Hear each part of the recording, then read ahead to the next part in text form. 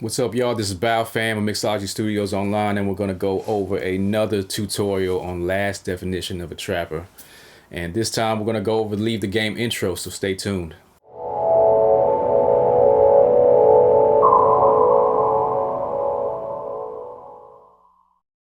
So getting into it, if you notice on the album, it's two different versions. It's the intro version and there's a remix. And originally back in, I would say June of 2013, Dobie recorded to the remix. So originally that was the original recording, and I actually made that beat back in 2009. If you know Doe, one of his favorite movies, if not his favorite movie, was Paid in Full. With the intro with Mitch talking about, leaving the game. I love the game. I love the hustle. When he heard it, he instantly loved it and laid the lyrics that he laid on it. And back then in 2013, the meaning of the song to him at that time was to leave the trap life behind and enter a new phase in his life where he would focus on his burgeoning rap career and just leave the negativity behind him. Obviously that didn't happen, and when he passed, it just brought a new meaning to the song.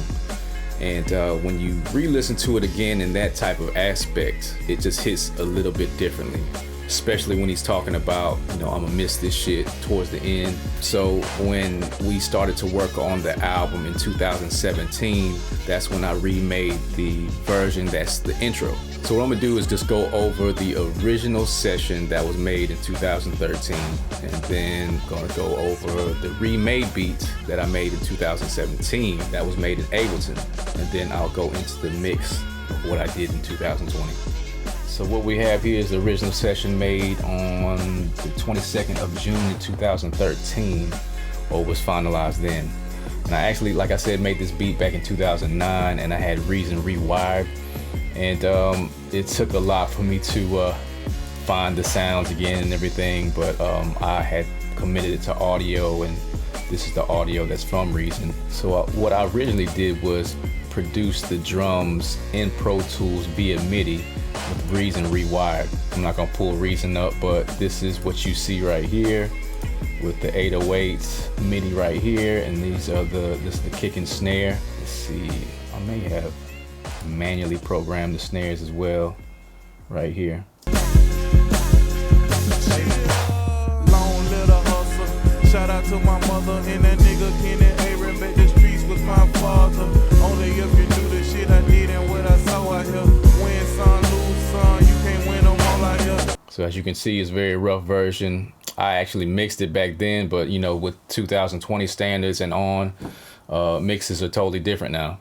So it really isn't nothing to it. Like I said, programmed the drums via MIDI in Pro Tools. Some of the snares I manually put it in grid mode and copied and pasted it. Clap, crash, tambourine, and also the sample. This life, this game, there ain't no love in it.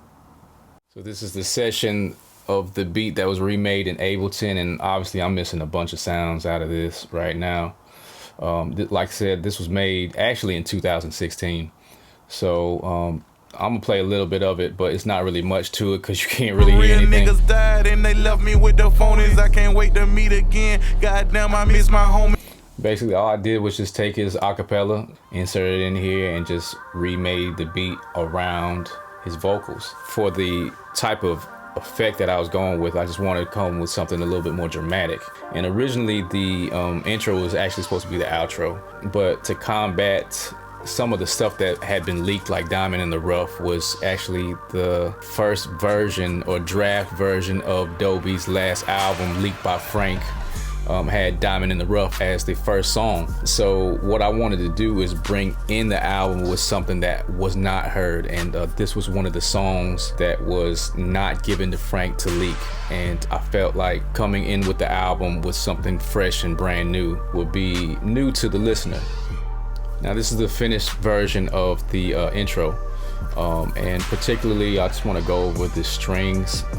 What I did was use a plugin called the Philharmonic Miroslav, and it has different types of strings in there, and some of them sound real, some of them don't. For me to make it sound as real as possible, I was very picky with the plugin and pick specific parts of it to bring out specific elements, like the long-winded chord type of strings all the way down to the pizzicato type stuff, and then it just builds towards the end. Now we could have went with the remix version or the original version and put that first, or put that last, or whatever, and we could have actually put this song on last on the album besides the inspiration. But I really felt like putting this first would cause more of a heartfelt cry to people when they first heard it. It would have been a lot more dramatic, it would have been a lot more heartfelt, and it would hit people differently, and just also just remind people that it's just a terrible tragedy that happened with Doe. And for him to say leave the game, it just would make people emotional.